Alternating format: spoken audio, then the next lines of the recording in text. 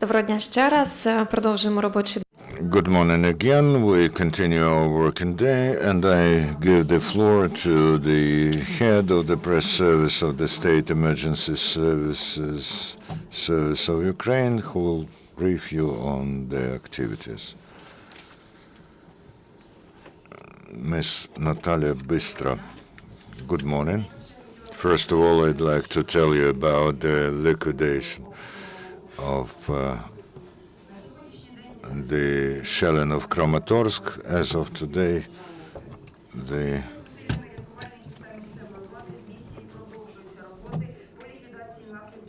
local authorities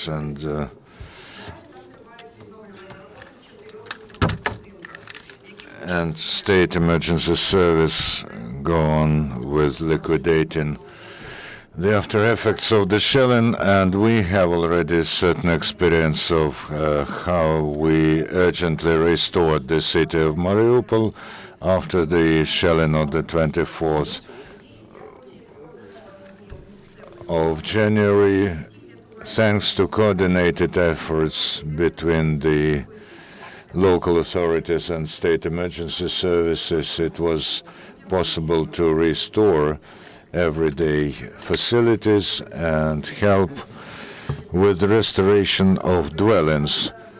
The restoration works are still going on there, and the repair teams are finishing their works in 15 residential blocks of flats and 3 kindergartens in Mariupol, and the work has already started in Kramatorsk because there are fragments of projectiles in Kramatorsk. 2 pyrotechnic teams of the State Emergency Service continue to work, and they have found 11 fragments of projectiles and 1.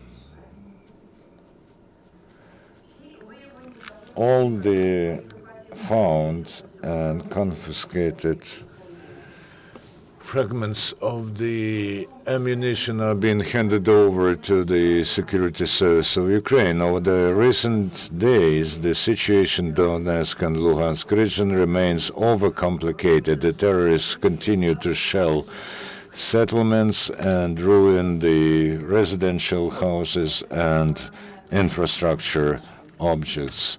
Peaceful residents get wounded and killed.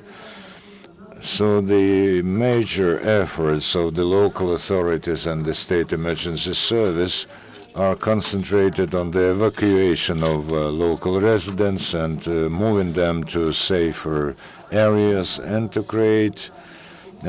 creating necessary conditions of living there. And in order to evacuate people from settlements in the zone of combat action, 187 people and 34 vehicles are involved, including 28 vehicles from the state's emergency service, including 2 armored lorries, cars.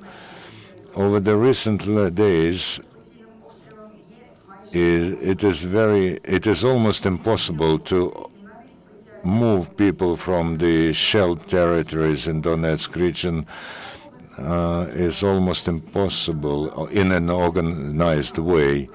The terrorists are shelling and firing at even the vehicles that are painted white.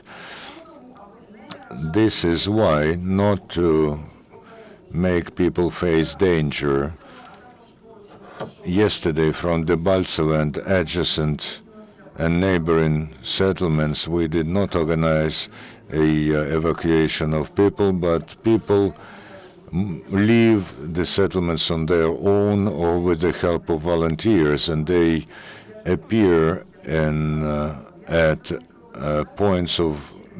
meeting points in Slovyansk and in adjacent areas. 519 people, including 28 children and 2 people who could not move on their own, left the territories yesterday.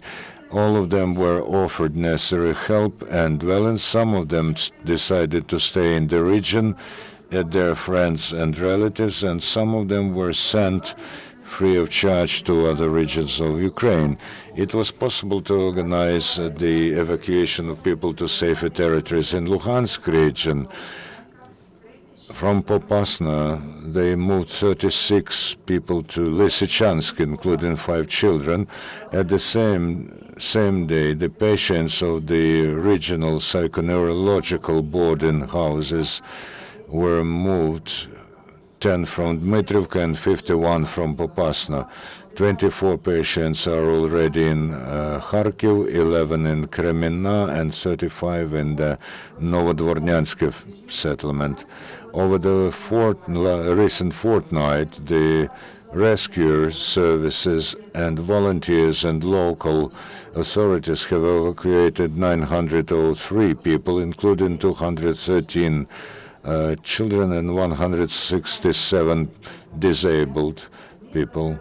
So starting from the 24th of January, the rescuers, local volunteers, local authorities and volunteers have evacuated, and some of them left their places of residence on their own, 8,439 people, and including 1,923 kids.